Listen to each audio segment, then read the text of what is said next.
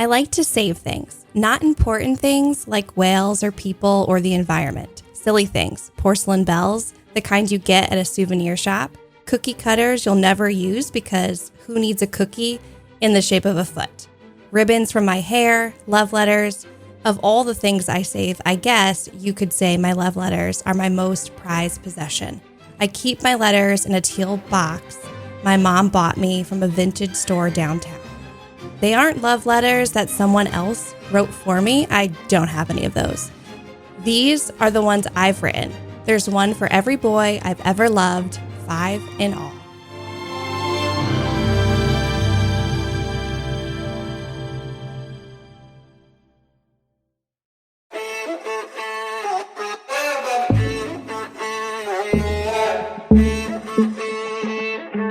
This was a surprise for me. So we're doing To All the Boys I Loved Before, and this was kind of a push from our intern. Shout out to our girl, Lizbeth, and she was like, you have to do it, you have to do it. So I definitely overlooked this when it was a trend. Did you? Yeah, you know what's funny is I did pick up the book, but then I went over to a different one of the same author, just a different one of her series. So I hadn't read this one. I really enjoyed it. What a cute freaking read. Like, if this had come out when I was in middle school, I would have devoured and lived by this. Yeah. And I think, like, that's the thing is the author of this book, of course, is none other than Jenny Han.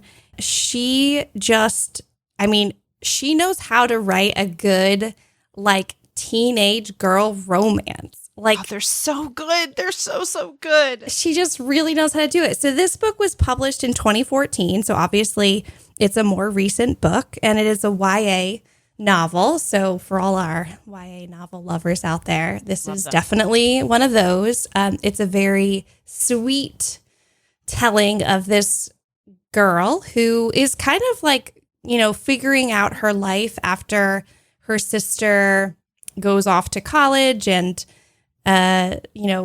obviously from the beginning quote, she writes the boys that she has loved love letters. And I think that's such a sweet way of kind of shutting a chapter. And like, that's kind of her thing is she writes these love letters. She never sends them to these boys, but she writes them and she spills every single thought she has about them. She holds nothing back.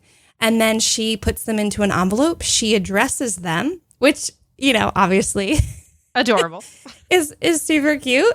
Also, how the story actually works, because we, know what happens later on in the story. But she writes these love letters and then she puts them away in a hat box that her mom actually got for her.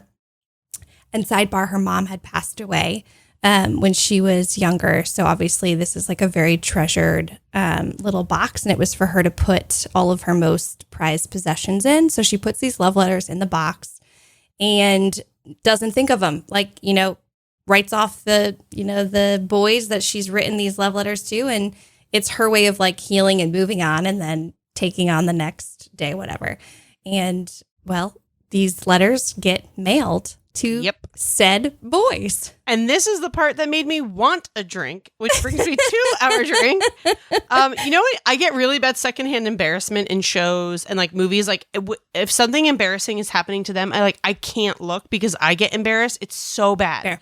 And I was reading this and I was like, oh my God, I would die. Like, how do you even move on from this? So in true fashion, and also kind of a nod to her mom and their Korean background, I made a cocktail called the Sun Girls, because it's in the movie. They talk about the Sun Girls, and that's the mom's maiden last name, but that's just what the dad called them. It's what everyone refers to them as, the Sun Girls. So in the movie and in the book, there's this moment where she, gets into the car and her sister's in the back seat, and she has this Korean yogurt probiotic drink, right? So I don't know if you've ever had it. I have not, but everyone says it's delicious. It's like this probiotic yogurt drink that's super popular. It's a Korean drink. So I added soju to that, which is a Korean sweet distilled liqueur. and a little bit of Sprite or 7-Up, and you do equal parts of each one, and then you kind of strain it into a martini glass. And it's like it sounds really gross when you say that you're doing a yogurt cocktail, but the flavor of the yogurt, it's fermented, so it's kind of sweet. It's so damn delicious. And soju you can get flavored, like any flavor. It's really good with strawberry soju. Just my personal choice. So cheers to that. Cheers. What's funny is I have tried the yogurt drinks. You have. Do you like them? Yes. Well, to be fair, I'm not a huge yogurt person, but they are very good. It's a very creamy drink.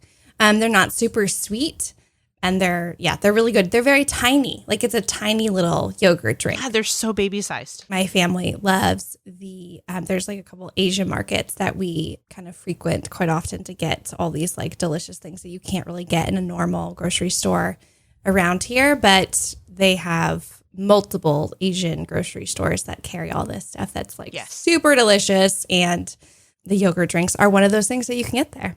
And I also love that Lara Jean, because it's all kind of told from her point of view, right? Mm-hmm. And so first of all, let's just say we're talking about the first movie, first book. Yes. Not the other subsequent yet. We will get not the other two books. And it's interesting because the timeline is very similar from book to movie. There are some slight differences, and then there is one very big difference at the very end of the book to movie adaptation. But I don't think, and maybe you feel differently, Amanda, but I don't feel like it really changes that much as far as like the storyline goes. Sometimes when you have like a trilogy, you get very different storylines in the first part of that. And in this, I don't get that from the book to the movie. With Jenny Han's other book series, The Summer I Turned Pretty, there's definitely a lot more of those differences. Mm-hmm. But with this one, the biggest notable difference is at the very end of the book. Obviously, I'm jumping ahead a little bit here, but at the very end of the book, our main character, Lara Jean, and Peter in the movie are together. She goes up to him in the is it lacrosse he plays, I think? Yes. Walks up to him, and she has a love letter in her hand, and she's going to read the love letter. She asks him to turn around, and he turns around, and then she's like, no, actually, can you turn back around to me? And then she tells him how she feels, and obviously they're then a couple, right? In the book, that doesn't happen. At the very end of the book, she writes a love letter, or she begins writing a love letter to Peter, and that's how the book ends. So, like, you don't know if they end up together. They have that big fight, and then you don't see Peter again when the book ends. Yeah. So it's kind of like it leaves you on this cliffhanger where you're like, oh my God, I need the second book immediately. Obviously, if you saw the movie, you kind of know what's going to happen in the second book, but to be fair, that is probably one of the biggest differences that I picked up on. There's lots of like little details, which I'm sure we'll talk about, but that was for me like the biggest, that's different. Like I definitely wasn't expecting that. And just to like backtrack a little bit. So like Lara Jean, okay, I have multiple sisters, and I do have like a little fun story, like not a serious relationship at all. This was like my 7th grade boyfriend, who was my first Those are friend. very serious. Very what are you talking serious. About? Okay. And he ended up dating my sister when she was in high school. I know. Wild times. But, I mean, it makes sense. Small, my sister and I are Irish twins. Multiple sisters. Yeah, but I'm not in a small town. I went to school. I graduated with over like almost 700 kids, but so not the same as my no, not even close. But like kind of funny. Both not serious relationships or whatever. But I'm not gonna put my sister's dirty laundry out there. Hers was a wee bit more serious than mine. I think we pecked on the lips on a trip to Rocking Horse Ranch Nursery. She did a little more than pecking. Ooh. So I guess I wasn't. My sisters and I are so freakishly close, but that moment where did you think for a little bit? So like Peter's the boy next door. I'm sorry, Peter's the boy that's like super hot in school, and Josh is the boy next door. Mm-hmm. And Josh, he's just like part of the family, right? He's just like, he is another child. He's the son the dad she had, like he's just another child. And was best friends with Lara Jean before the sister comes into this. So if the sister didn't seem so like she was over it, like she loved him, she wants to go back to being his friend, you just got that vibe right away. Mm-hmm. Also, older sister problems. I totally had so much empathy for wanting her sister to just get the fuck out of there. Stop raising them. Live your own life. Like, go to Scotland. And I love that she went into St. Andrews, which is, you know, home of golf for my family. So big deal, my household. But I love that she went there, and I love the sister's storyline so much because people were like outraged that she kissed her sister's boyfriend. And I get it. Like, not cool. But also like, I mean, here's the thing though. In the book, she's not the one that kisses him. He kisses her. And she kisses him back a little bit. Exactly. She's like, at first I wasn't. And then I did. And yeah. And then they don't kiss in the movie. No. Which I wonder if it's because of the outrage of the book. Everyone was just like, ew, Lara Jean's the absolute worst. Isn't that bullshit how they automatically blame her and she didn't even initiate the kiss? Well, and to be fair, this is where, okay, so you don't know the other books by Jenny Han. She has a tendency to write the girl character and the boy triangles, and there's a lot of cross kissing. So I'm wondering if maybe to kind of make it a little bit different, they decided to not do that in the movie. Because for sure, there's a lot of this boy and this boy both like me, so I'm going to kiss both of them. And obviously it's different because of the sister factor in there, clearly. But to be fair, she's a young girl. She's a junior in high school. She's figuring out what it means to have a boy. She's never had a boyfriend. She's never had a boy like her in her mind. And she's feeling all these feelings, probably doesn't understand it. And, you know, he kisses her. Like, what would you do if that happened? And you are best friends. Like, he's your best friend and he kisses you. And you've had these feelings of love for him. And then you react, right? You kiss him back. You know, and it's just like so fun as an adult who's left with... I mean, we're so old, right? Like, we're reading these books. Yeah. And, like, we've had these feelings when we were younger. But she does a really, really good job of not making them feel ridiculous. Yes. You ever read YA books where the author is older, so they're writing these books, and they say, like, I know I'm ridiculous for feeling this way, but it feels like my world is ending. And she doesn't do that. Jenny Han lets the characters, you feel like you're that age again. The whole time I'm reading this, I'm like, oh, I am in high school. This is like real high school drama that felt life ending, like world ending. And she did a really, really good job of getting you in that mindset. Like 100%. And especially like even when when basically the boys find out, they receive these letters. Two of the boys, obviously, one is Josh, one is Peter. They're both at the same school as Lara Jean. And when Peter confronts her, she's just kind of like immediate, like, oh my God, in the movie, she passes out on the track and field track. And she then comes back. And then here comes Josh, obviously, with the letter in hand. And so she's just like panicking. So she basically jumps Peter and makes out with him, kisses him, whatever. And I think like in the book, it happens a little bit differently, but they still kiss each other. She still kisses him, yeah. And it's such a like, that's such a teenage reaction to a situation where you're like, oh my God, like he cannot know that I like him, that I have feelings for him, or I did have feelings for him. He is my sister's boyfriend. Even though that they broke up, she still is like the whole entire time. She's like, he is hers. He's not mine. And so I think like you see that. And then obviously Peter is just kind of like on the side. And what I love about the book is you get so much more character in the book for Peter and even for Josh. You understand their their drive so much more because you get more of them. Well, justice for Josh, because movie Josh is like a nobody. He's like he's blip. non-existent. Yeah. And he's so important in the book. So important. He's such an important friend. He's there for Lara Jean. And like, I guess that's the other bigger difference between book and movie is the way Lara Jean's mom dies. So in the movie, do they talk about how she dies? Do they say like she died of cancer or something? I don't think that they really bring it up. No, I think just that she died. In the book, there's way more involved in that. And like basically Lara Jean's mom like is home cleaning and she falls down and hits her head really hard. And then everything seems okay. She falls asleep, like she's taking a nap, and then she never wakes back up.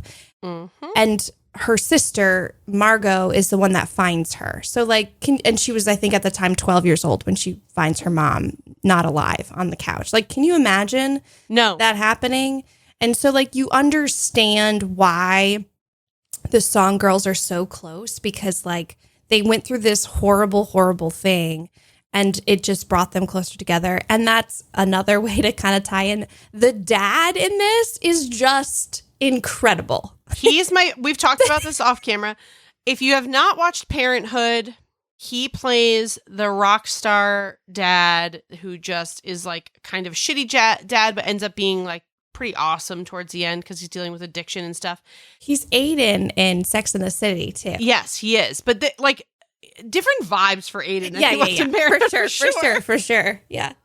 But like, because I saw him as a dad in Parenthood, like a flawed dad. True. And then in this one, he's like, he's hilarious. He's just, I wish he's a gynecologist, which is also incredible. And the friend Chris, who is like the bad influence friend, who's just like, there's that scene that they put in the movie that cracked me the hell up when it's just them in the kitchen. Yes. And she's like, so at what point in med school did you just say, I love vagina and I just want to be around vagina all day? And he's like, it's really good to see you, Chris. I'm going to go now. I'm leaving. Yeah, I'm leaving the room. Yeah, I'm leaving the room.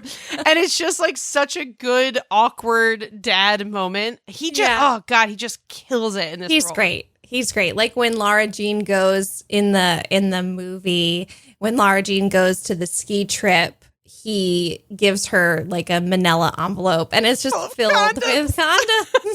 And she's like, thanks, Dad. I'm going to have a lot of fun, especially with these. She's like, with my giant pack of rubbers. He's just like such a fun character. And I love the way he's written. Like even in the book, he's just such a supportive dad. Like, again, like they've been through a really hard thing and it just brought them closer together. And the fact that like he wants his daughter Margot to go and follow her dreams and do what she wants to do, even though it's really hard for her to do that because she was kind of the mom figure for the other two sisters as they grew up. And I think like that's such a beautiful little side story to the actual like main part of this, you know, the adventures of poor Lara Jean figuring out like what's going on. And so, and that actor is John Corbett, by the way. That's John Corbett. And we didn't even say Lara Jean's played by Lana Condor. She's just the sweetest. And so again, the whole thing is she then, you know, kisses Peter, whatever, to get Josh to go away. And then they pretend that they're in a relationship. Peter wants to make his ex-girlfriend jealous, and Lara Jean wants Josh to think that she's not interested in him, that she's moved on, she's got a boyfriend, she doesn't need him. So they come up with a contract. In the book, it was way more Peter's idea, but in the movie, it's more Lara Jean's thing. So like it's kind of it's a little bit interesting how they did that because I think they were trying to make you see that Peter is interested in Lara Jean. Even if you don't quite see it at the very beginning of this like whole interaction, in the book, you get so much more storyline and it's so sweet. It's so sweet. So special.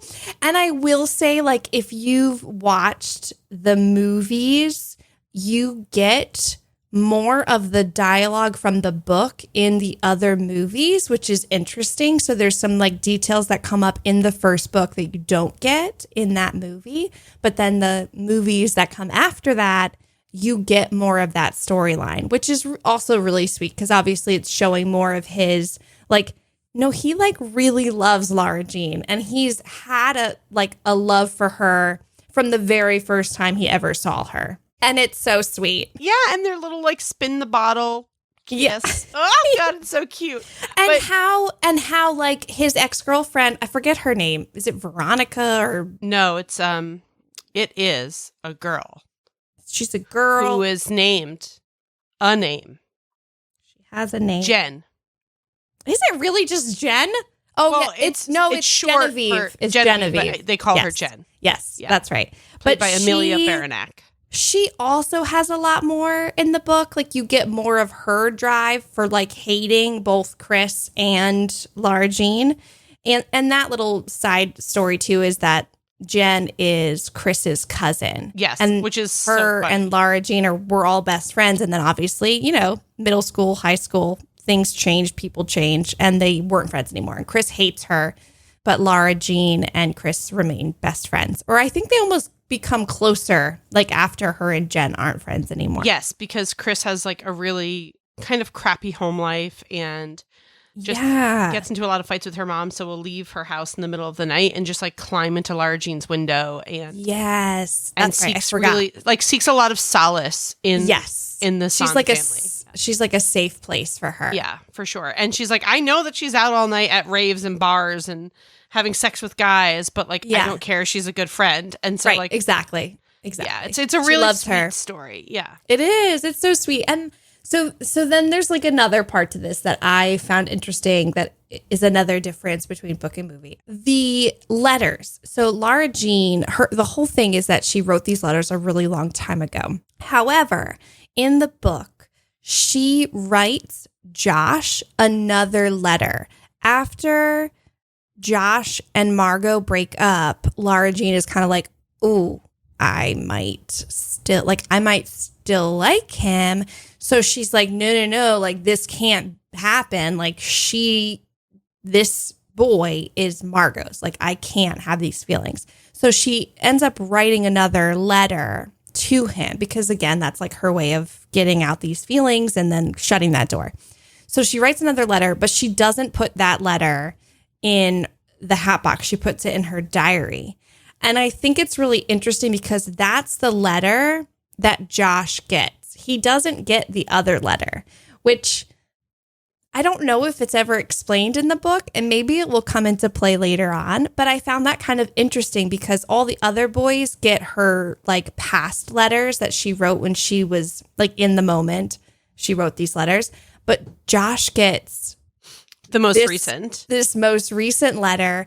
And that's kind of why he goes to her and is like, it wasn't fair that you didn't tell me. Like, you should have told me. And she says, I wrote it a long time ago. He says, but you mentioned Margot and I breaking up. So yeah, couldn't have been that long ago. And I find it interesting because that's not in the movie. And so I think, again, they didn't want it to be, I don't think that they wanted that, like, not that it was a triangle, but it seems like they didn't want you to be hung up on that. Like, the director of the movie didn't want you rooting for Josh. Very much wanted you to be rooting for Peter, which is exactly what you are doing the whole time. You're like, no. Like, Josh is really sweet and he's always going to be there. He's like a brother to you, like not romantic. Don't go there. But again, like another little thing that's different in the book. But I think, too, it works in the book because there's a lot more conversations between Lara Jean and Josh as well. So many more that I think establish their friendship. And it is different in the book to the movie when they talk about the way that she kind of not rekindles, but like puts Peter on the map in the book. She gets into this car accident. She's like a horrific driver. And so she gets into this car accident. He comes by and he's like, are you okay? And she's like, no. And he's like, all right, well, sorry, I got to go to my girlfriend's. But he sits with her for a little bit. And he does this like kind thing. Yeah. And you're like, that guy's an asshole, but he's kind of a sweet asshole. And then he's like nice. Yeah. And then they tell the little backstory. And so that's played by Noah Centineo. I always say his name wrong, but Noah, that guy, who I used to watch The Fosters. Did you watch The Fosters? It sounds super familiar, They probably. were all about but like it's foster kids, and he was in that show. I just remember him from that. That's how old I am.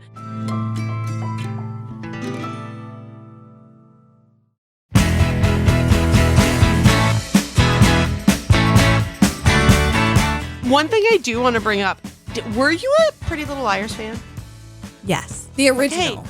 The Yes, original. and Janelle Parrish, who plays Margot, the older sister, ends up being yes. A. Yes. So it was like very hard for me to be like, am I supposed to like you now, you little demon bitch? I'm going to throw something out there. I go ahead. actually didn't like Margot as a character. She kind of got under my skin. And I don't know if it's because I am like the older sister. Like I have an older brother, but I was the older sister. And like, I don't know. There was just something I just didn't like about her, which makes me sound terrible. But I liked her way time. more in the book than the movie. The movie, Yes. she was very naggy and annoying.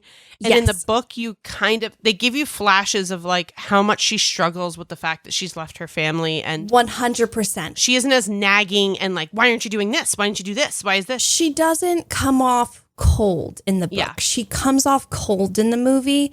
But I think, again, like in the book, you see, like she was the one that found her mom. Like that's gotta be horrific. Like, and just from that moment absolutely forward, you're the mom. You're the wife. Yep. Really. And especially awful. for their like little sister, Kitty, like she wasn't old enough to remember their mom. And so she's kind of having to like tell her the stories of her mom and like, you know, include her in memories so that Kitty feels like she was there for these memories. And then like Kitty's, you know, it's kind of hilarious. She's so funny. She's so cute funny. in the book, but Yeah. Anna Cathert, who plays Kitty, is so goddamn funny in the She's movie. good. She is hilarious. Her Well, and little- she got a spin-off movie. It's not I a saw book. that. I saw that. Yeah, it's not based. I mean, there's no book, but there's this. It's like XO Kitty, and she like goes to I think Japan to like find her family, but she's also going for a boy. Well, she has on a little necklace in the movie, and it just says it's a gold necklace, and she wears it the whole movie, and it says feminist. And I just love this tiny little 12-year-old who's like, ew, you'd cry over a boy. Kitty is just like, she's so goddamn funny in the movie. She really She's is. so adorable. So did you know that Noah and Lana, did you know that they were real life dating in the second Yes. movie? Yes, I did. So- know that. In the movie, this is like fun fact corner, but in the movie, you know how they zoom in. One of the things, and it's the same to the book where it's like, take a picture of me and put it as your lock screen. Mm-hmm. They zoom in on her lock screen and it's a picture of her and Peter asleep, Mm-hmm. but that wasn't staged for the movie. They actually fell asleep like that. And Aw. they found them sleeping and they took that picture and put that as the lock screen. Another really like kind of it gives you a different side to one of the characters is in the book you learn that Josh's parents fight all the time. A Like, lot. He comes from like a definitely, you know, I don't know that they're divorced, but there's He says definitely he a lot wishes of they would divorce, right? Doesn't he Yeah. say, I wish they would just divorce so it'd be Yeah. easier on all of us? And Lana says how inside the house they would hear the parents arguing and make sure the door was unlocked so that he could yeah, because come he into just the comes, house. yeah, and that happens throughout the book, and even like as they're, you know, there's that one part where Lara and Josh aren't talking because like there's like this weirdness between them. They're not really sure what's going on. He still will go there to get away from the yelling at his house, and I just like I really liked that because again, it gives you a different side to Josh that you don't get in the movie, and it just puts it in, you know, like. That friendship is going to be there forever. Like 100%. I don't know. And Israel Really Broussard, who plays Josh, yeah, he and Noah both auditioned for Peter and Josh, and they didn't know who they were going to pick for either. yeah. And- I had heard that. And it's funny because I can see them both playing either role, but there is like Josh is a little too skinny hot. You know what I mean? Like they say in the book that he's like kind of like skinny. Yeah. Hot. He's not like jacked hot. Where Noah Centineo is definitely jacked hot to play Peter Kavinsky, who's this like big badass in the school. Like I don't think that would have translated if Noah Centineo was supposed to be like the boy next door, and this giant Jack dude comes out and is like, well, that's not adding up. Fair. That's not gonna work. Yeah, exactly. No, I agree with that too. And I think she said it was the chemistry, but I don't know. I don't know. I think they're so like they're both very likable actors. Like they definitely play the roles well. So I think it's very like you could have seen them in either role. But now like seeing it, I feel like I can't see it flipped just because it's who I see as these characters. And then another thing that I like absolutely loved about the book is the fact that for Halloween, which I know you loved, like Lara dresses up like Cho Chang? Cho Chang, yeah. And Josh dresses up like Harry Potter. And I was love like, it so much. It's so cute. It's so cute. And then poor Peter dresses up like Peter Parker. Just come on, Spider-Man, really? But he does it with all of his lacrosse friends. Yeah, and like it's brought up because he's basically like, yeah, well, like, did you plan that with Josh? And she's like, no, like I didn't know he was, dressing up like Harry Potter, and he didn't know that I was dressing up like. And it's such a cute little moment. I love it. It's such a sweet thing. I loved it. I was like, that's really adorable, and also Amanda will love that part of the book. You know what I do just want to like give props to Jenny Han for though? When they were thinking about making this a movie, the producers that came on were trying to whitewash the characters. And she was like, absolutely not. She was like, before the book came out in 2014 and there was an interest in making the movie, the interest died really soon because I said that the lead had to be Asian American. And one producer said to her, obviously not the producer that ended up making the show, but said, as long as the actress captures the spirit of the character, age and race don't matter. And she was like, okay, that's pretty much impossible because the spirit of the character is the fact that she is Asian American. Right. And they were like, literally in the story. Are you, and like, I love that they kept the characters Asian American because had they made it any other way, you lose half of the essence of the character. Like, what is the point? Yeah. I hate that she had to go through that, but I love that she stuck to her guns. Like, especially when it comes to an author, and we've talked about this obviously a lot, whole point of the podcast, but there is an art that comes out of these authors' heads, and some of them are really cool with like, yeah, you can change that. It doesn't, to me, it's not changing the storyline. But something as important as the fact that the girls are Asian American, like, yeah.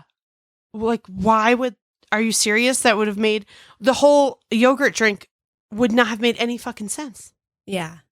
That's so wild. Fair. And like, there's also like the part where he like on the bus trip to go, I can never remember. I don't know if it's the movie or the book. In one of them, there's donuts. And then on the other one, it's like the Asian snacks that he goes all the way to the other side of town. Yes. To get her. In the movie, he gets the Asian snacks. In the book, he goes and gets the donuts. It's donuts. You don't have the scene where his mom owns the auction house and she goes with him to the estate sale. That's in the book. That's not in the movie. Which is also such a sweet. I love that scene. It's so sweet. I loved it too. But I also just really appreciated that little detail that they like switched that out to that because it made you understand why like Lara falls for him because he's very genuine and he's very sweet and like he did go in. He went through the trouble to like, I know this for like hyping up the boy, but I think that's very sweet. It's a little gesture and it's very sweet. It's very sincere. Boys were not that sweet when I was in high school. No. School. Are you kidding me? Unless they had sisters and the sisters were telling them to go do that. Like boys don't just default know to do things like that. Like that's just not a normal thing. And I really appreciate that. I like that Jenny Han wrote her characters with this kind of stuff in mind. And then obviously with the movie, the woman who wrote the screenplay, she also wrote the Kissing Booth screenplay and The Perfect Date, which are our main actor in To All the Boys I've Loved Before, Josh. No, not Josh. Peter. He's Noah. In the Perfect Date. He's like, he is the guy. He's the perfect date guy. So he's kind of like the it guy with all the Netflix, because all of these are Netflix movies. But no, I think it's well written and it does a really good job of keeping the important moments, like you had said, with, making sure that the cast was who Jenny Han envisioned, but then also adding these other little details that kind of weren't necessarily in the book, but really add to that culture. And I also think the more books in this series and the movies that come out, they continue that. They keep adding that stuff in. They go away for the summer and they go to Japan to like kind of see where Korea. Yeah. Okay. So as I was like, it's a Japan or Korea. I forgot this terrible because it's not in this book, but like they also. Anyway, I won't go into those because maybe we'll do those later on. But it's a very sweet book. It's a very sweet movie. And I think like for me, and maybe we talked about this, I can't remember if we did or not, but like it is definitely young adult. It is. Reading it, I was like, I'm old now because we talked about this and it was like, okay. I'm having a hard time. And this was the other day when we were hanging out, and I was like, I'm having a hard time saying that, like, yeah, Peter's really hot. What a creep. You are 36 years old. I know. It's like watching, like, for me, I'm like, it's like watching my kid fall in love. Ugh! Ew! Gross. Oh, no. But it's a good, like, what's the word I'm looking for? It's like a walk to remember. It's a very sweet, wholesome, just like the story is very, very uplifting. I don't know what the right word is. No. It is it's feel good. It's very feel good. It's very wholesome in a YA kind of way. It's a great summer read. Like if you need a book for the beach and you're not wanting something that's like super smutty, this is your, like, any of Jenny Han's books are perfection because they're super quick to read and they're very light. There's nothing that's going to, like, she's going to put you through emotions, but it's not, like, you're going to feel happy at the end of her book. It's also such a sweet premise because growing up as at the time, straight, white little girl, you know, you don't have as many issues as poor Lara Jean and her sisters. They're already Asian American. Yeah. Their tie to their mother's Korean culture is gone after their mom passes.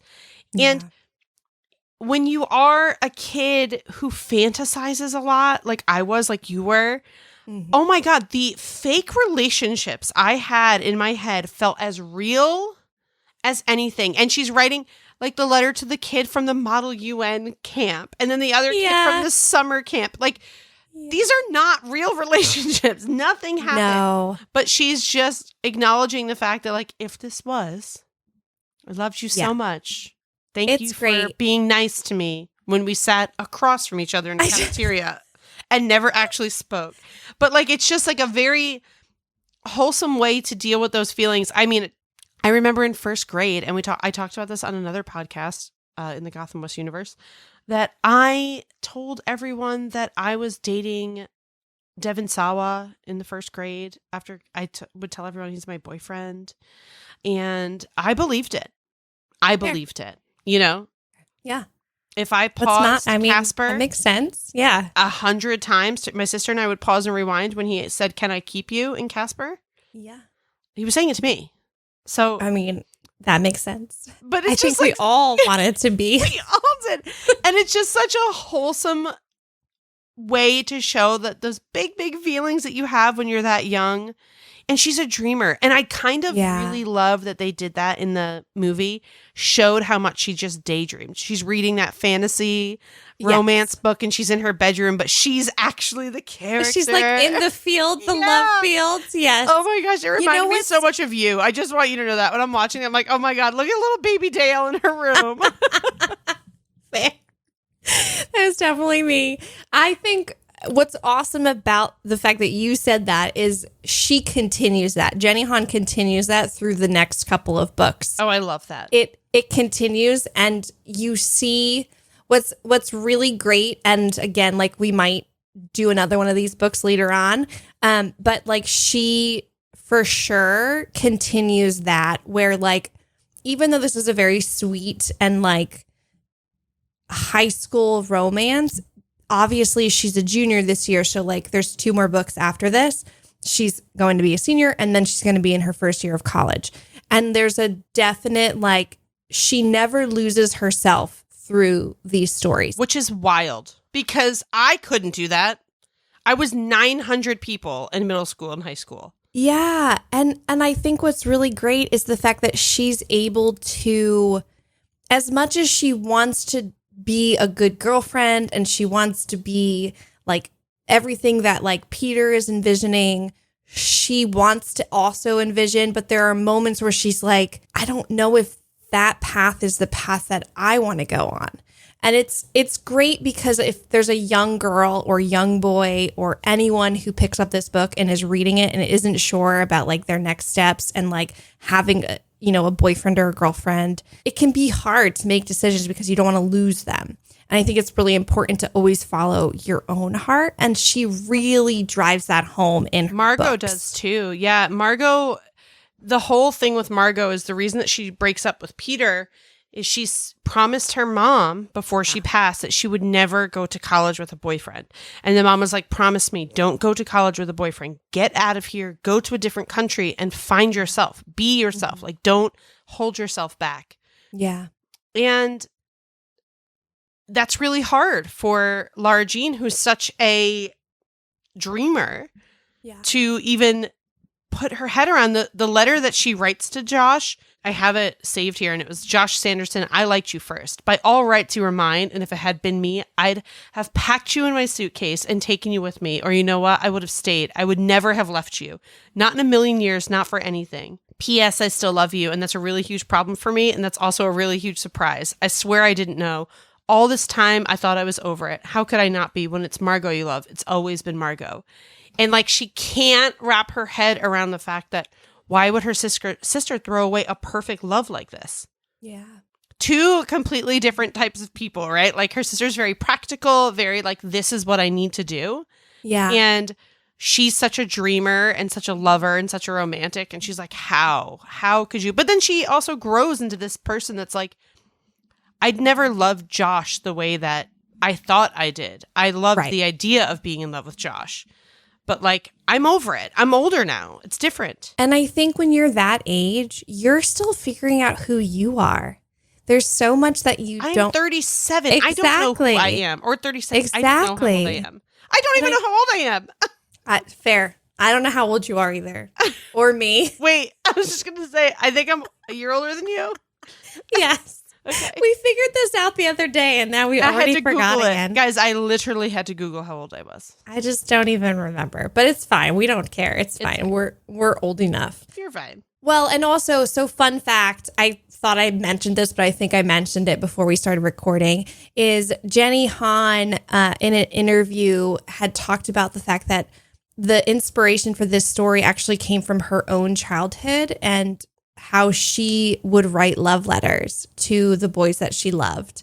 And again, she never sent them. Obviously, they never received these love letters like Lara Jean's boys did. But I thought that was a super sweet, like, little, like, I'm always curious how authors come up with their inspiration for certain things. And like, obviously, I'm always blown away by authors and how they can come up with this stuff. But like, when they pull from their own lives, I always find that super sweet, and just then taking that like little bit from her real life and then making this entire trilogy of a story is. Were you guys a note writing school?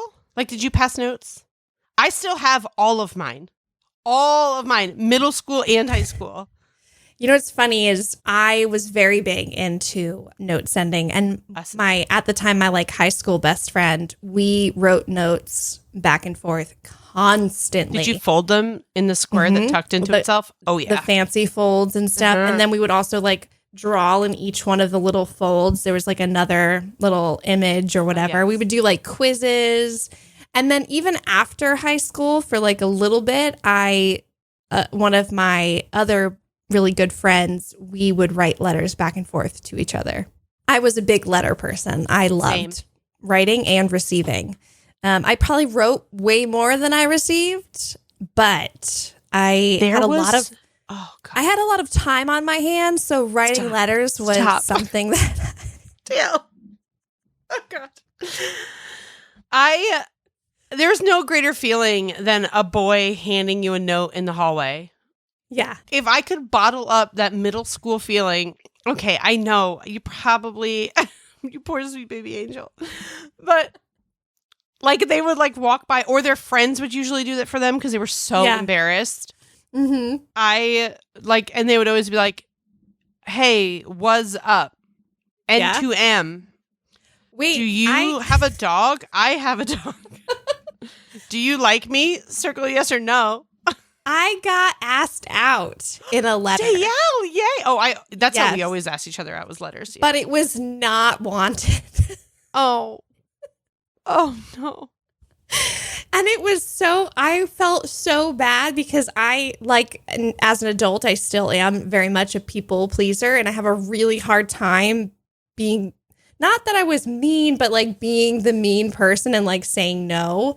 And so when I got said letter and I opened it up, I like didn't know what to do because I did not want to be boyfriend, girlfriend with this person. And so I just ignored it. Oh, no. And then I got another letter. Oh, God. Was it a circle yes or no? It was. And then it was like, there was also like an added maybe. Oh, yeah, the maybe. Oh.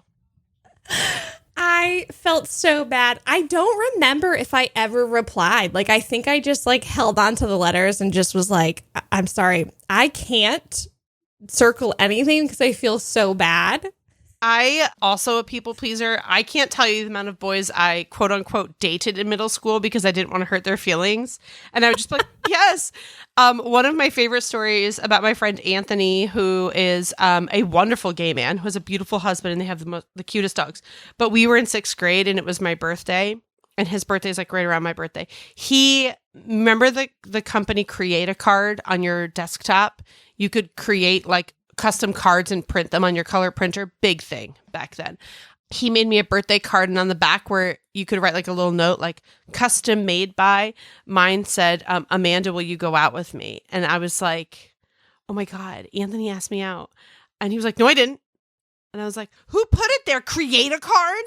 And he was like, it wasn't me. I would never ask you out. And then I was like, fine, I'll go out with you. And he was like, I don't want to go out with you. And like, we still to this day joke about it. And he was like, you could have been my beard. You could have been my beard, my middle school beard. I just remember in homeroom being like, oh, who put it there? Create a card? What a little demon. That's so funny. There's so many memories. But I mean, let's do the damn thing. Watch it or read it. Both. And they're both so adorable. Fair. I do both too. I had a moment. I was like, if I had to do it again, would I? Yeah, I would. I would read it and watch it again. I mean, watching it, I wasn't like again, super pumped. Like, oh, I've got to watch this. I was happy just reading it, to be very honest with you. Yeah. Watching it was really cute. They did a great job with it. I was excited that I did watch it. I was more excited about the dad. So yeah, there's that. But and I also kind of jumped ahead. I watched the second one too because I was just curious to see how because the ending was different. I was like, wait, how are they going to start this next one out? It was also cute. It was? Okay. Yeah. All right. Well, I'll read and watch then. But if you have to pick one, definitely read it. So much more character development. It's really cute. Jenny San is, 100%. Or Jenny Han's, Jenny San. She's not a San girl. She created the San. No. She's not a San girl. Jenny Han's Cubby, the Cubby girls. The Song Cubby girls. Yeah. If you have to pick one, I say read it. Same. Okay. Read it. Okay. But if your TBR list is fucking massive like mine is, you can watch it. It's cute, but you're not going to get as much out of it emotionally. And I feel like you probably could read it in the amount of time it would take you to watch it. Maybe a little bit longer. Yeah. It's a really quick read. I did the audio book for like 10 minutes and I was like, wait, Dale bought me this book. Yeah. And then I read it. I actually did the audiobook because I was in the process of organizing my son's bedroom. So I was like, ooh, this is a good book to listen to while I'm doing things. And it was great. It was like 2 hours. Is it a good book to read while organizing your preteen son's bedroom? No, it was super emotional. The whole time I was like, I was going to say, you cried? This is great. Great. But no, I would definitely say read it. and watch it. And it's great. On that note. All right. Well, on that note, guys, so if you want to listen to our episodes ad-free, head over to our Patreon. We are also on Watch It or Read It Pod on Instagramables and the TikToks and Facebook if you are on Facebook. We're old. If you're our parents' mom. And keep sending us those recommendations and tag us in your cocktails. Is that it? Did I cover it all? Yeah, I think so. Bye.